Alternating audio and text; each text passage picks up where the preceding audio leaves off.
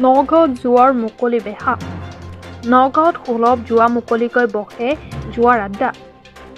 চহৰখনৰ মৰিকলং ৰেল ষ্টেচনৰ কাষতে মুকলিকৈ চলে জুৱাৰ ঘাটি। সমূহ সাংবাদিকৰ কেমেৰাত বন্দী হৈছে। এই জুৱা খেলৰ মাষ্টাৰ মাইণ্ড কালামৰ ছত্ৰছায়াতে চলে জুৱাৰ ঘাটিবোৰ। কিন্তু কোন এই কালাম?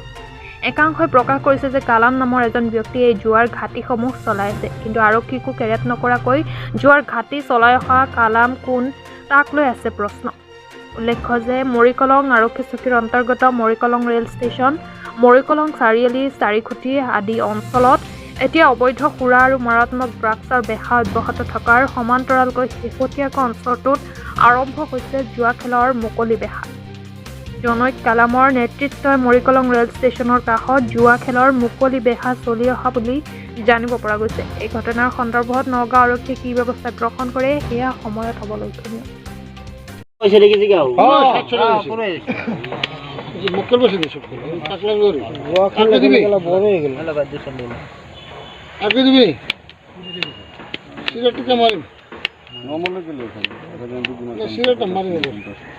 সেইটো সে মনে নতুন দশ না এটা মরবো দিবি নি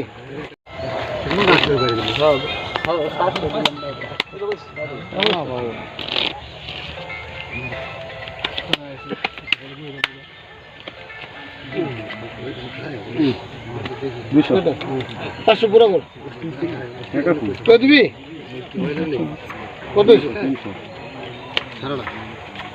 বাইরের কত? আমার 300 পুরা করে দে 200